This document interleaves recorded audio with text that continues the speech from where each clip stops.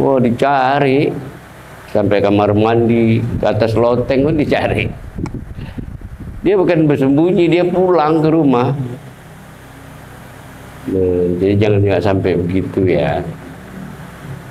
Baca Fatihah saja, karena itu yang rukun. Kalau baca ayat itu, ya itu sunat, nggak dibaca pun nggak apa-apa. Ya.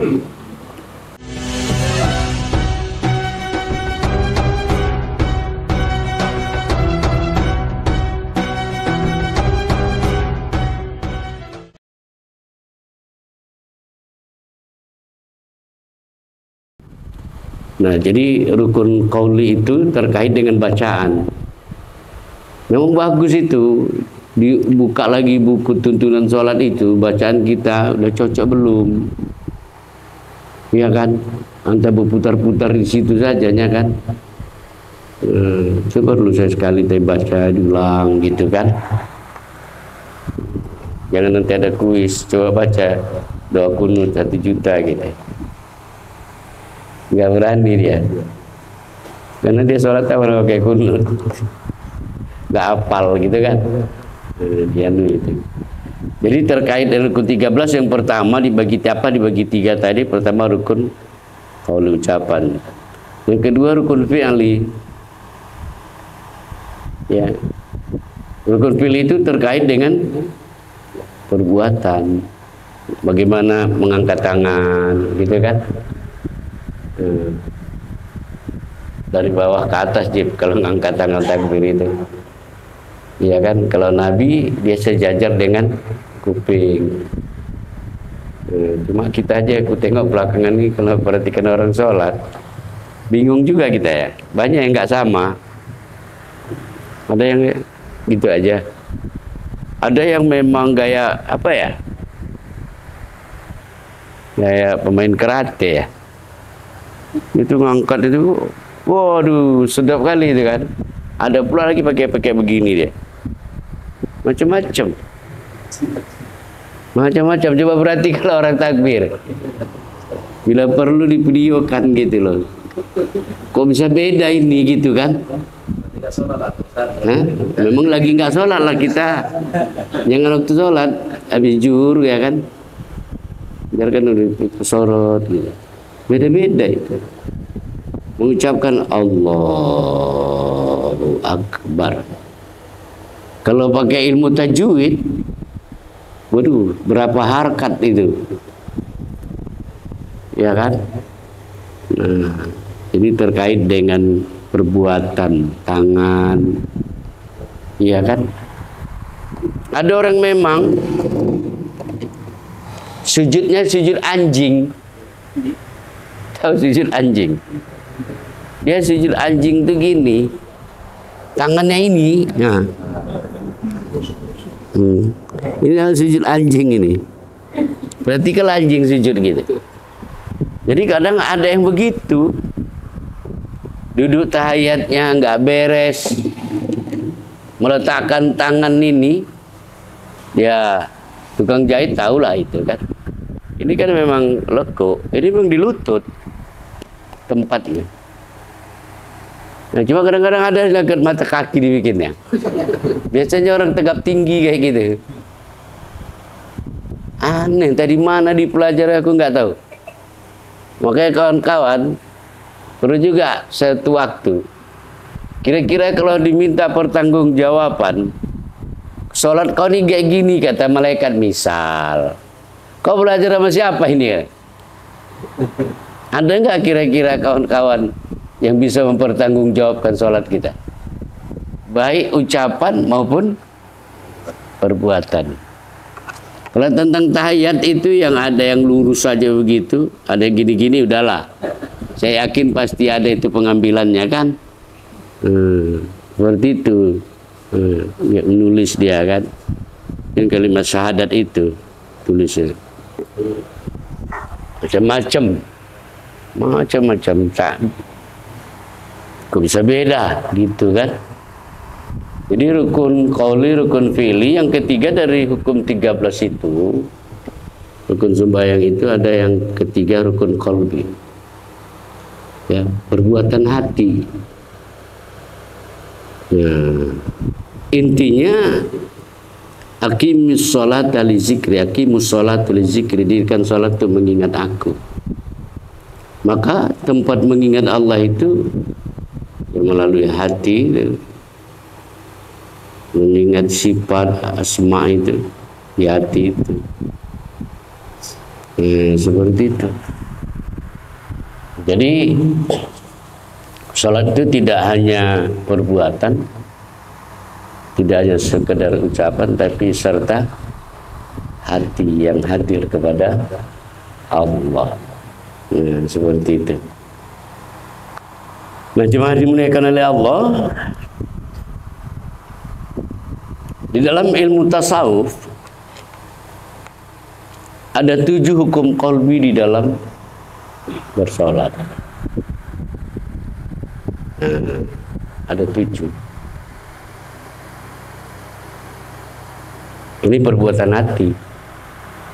Artinya ketika kita sholat, inilah yang harus ada di hati itu, di kesadaran itu. Yang pertama, niat. Kalau menurut ilmu fikih, niat itu ya usolli fardhu maghribi, usolli fardhu isya, usolli fardhu subuhi, zuhur, asar. Itu namanya lafaz niat.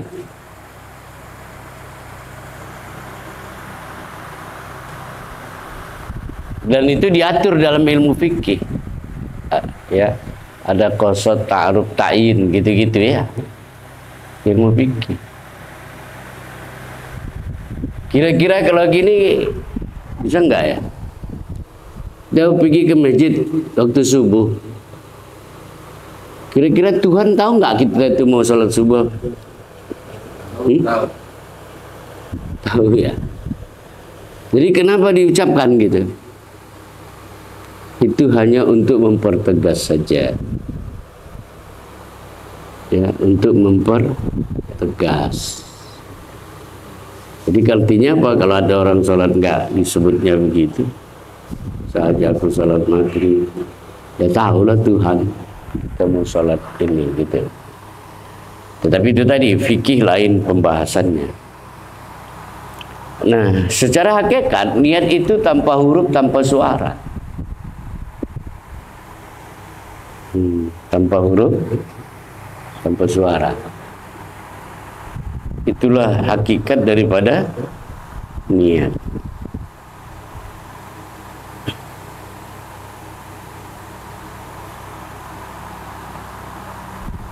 Jadi terkait dengan kajian kita ini, hakikat niat dalam tasawuf itu, ketika kita bersolat itu, niatnya adalah kita mau menyatakan kalau Allah itu nyata. Itulah hakikat niat itu. Kalau maupun kita baca usul fardhu maghrib ya silakan. Tapi pekerjaan hati itu, kita mau bersolat itu mau lafaz niatnya itu, hakikat niat itu mau menyatakan kalau Allah itu nyata.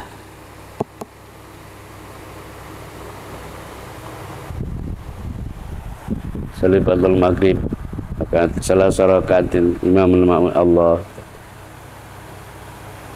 Jadi bertakbir itu, takbiratul ihram itu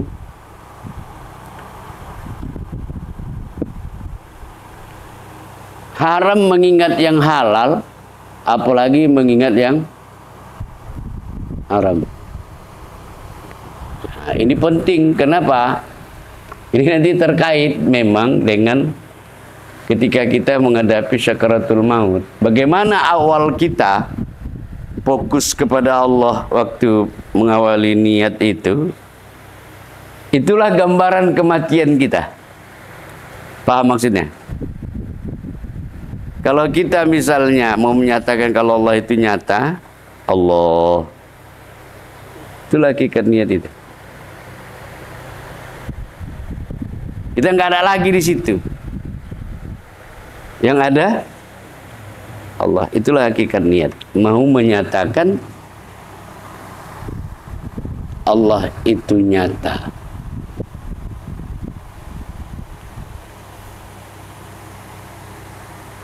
Nah, apanya yang nyata kan itu dia. Tentu ya sifatnya itu. Sifatnya itu kan wujud. Sifat itu kan definisinya wujud Allah. Jadi mau menyatakan kalau dia nyata Allah Akbar. Tapi dia udah nyata. Kenapa harus lagi dinyatakan? Nah, disinilah awal menentukan kalau kita tidak lagi membawa keakuan diri. Bahaya memang keakuan diri itu. Jadi hakikatnya tadi menyatakan kalau nyata Allah. Ya kan? Kalaupun tadi itu sikap batin ya. Kalau masalah fikih tadi usuli ya silakan, itu diatur gitu. Sehingga ada rukun takbir itu kan, qasad, ta'aruf, ta'yin itu. Selama ini ada kayak gitu. Salat mau menyatakan kalau nyata Allah. Sehingga ketika kita bertakbir itu kalau mau menyatakan Allah itu nyata sikap batin, maka tidak ada lagi diri kita di situ.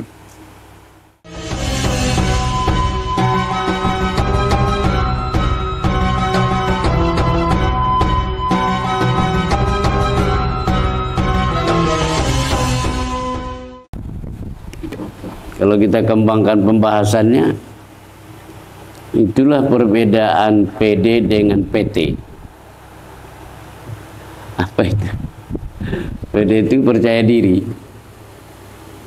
Kalau PT itu percaya Tuhan. Kita ini kadang-kadang kan gini, merasa percaya diri kalau punya jabatan. Dengan jabatan itu dia pede. Kena harta, karena dia orang ganteng, ya kan? Karena dia pakai baju baru, baju mahal pula itu, pakai jam ya yang harga 11 miliar itu.